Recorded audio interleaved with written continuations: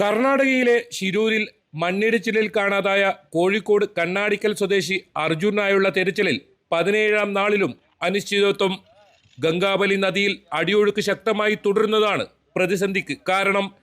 ഇതിനിടയിൽ സമൂഹ മാധ്യമങ്ങളിൽ അർജുൻ്റെതെന്ന പേരിൽ പ്രചരിക്കുന്നത് വ്യാജ ചിത്രമാണെന്ന് കർണാടക സർക്കാർ വ്യക്തമാക്കി. ദുരന്തത്തിൽ കാണാതായി 4ാം നാൾ കണ്ടെത്തിയ സന്ന ഹനുമന്തപ്പ എന്ന സ്ത്രീയുടെ മൃതദേഹത്തിന്റെ ചിത്രമാണ് അർജുൻ്റെതെന്ന പേരിൽ പ്രചരിക്കുന്നതെന്നും അധികൃതർ വ്യക്തമാക്കി. വീട്ടിൽ നിന്നും 12 കിലോമീറ്റർ അകലെ ഗോകർണയിലാണ് അന്ന് മൃതദേഹം കണ്ടെത്തിയിരുന്നത്. ജീർണിച്ച നിലയിലായിരുന്നു മൃതദേഹം. പുഴയുടെ മറുകരയിൽ വെള്ളമുയർന്നപ്പോൾ ഒഴുക്കിൽപ്പെട്ടാണ് ഇവരെ കാണാതായിരുന്നത്. ഇങ്ങനെ കാണാതായ 4 പേരിൽ ഒരാളാണ് ഇവർ. 10 പേരാണ് അപകടത്തിൽപ്പെട്ടിരുന്നത്. ഇതിനിടയിൽ 17ാം നാളിലും അർജുനായുള്ള തെരച്ചിലിൽ അനിശ്ചിതത്വം തുടരുന്നു. ഗംഗാവലി പുഴയിൽ അടിയൊഴുക്ക് കുറയാത്തതാണ് തിരിച്ചടിയായത്. ഇപ്പോഴും 7 നോട്ട്സ് വേഗതയിലാണ് അടിയൊഴുക്ക്.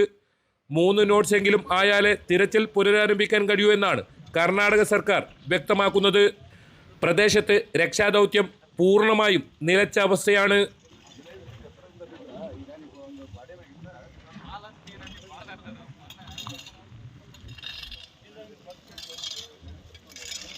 അർജുന്റെ ലോറിയുള്ള സ്ഥലം കൃത്യമായി കണ്ടെത്താൻ കഴിഞ്ഞെങ്കിലും അടിത്തട്ടിലിറങ്ങി പരിശോധന നടത്താൻ ഇതുവരെ സാധിച്ചിട്ടില്ല. ക്യാബിനകത്ത് അർജുൻ ഉണ്ടാകുമെന്ന നിഗമനത്തിലാണ് രക്ഷാദൗത്യ സംഘമുള്ളത്. ശിരൂരിൽ നിന്നും KV ബൈജു, News 18.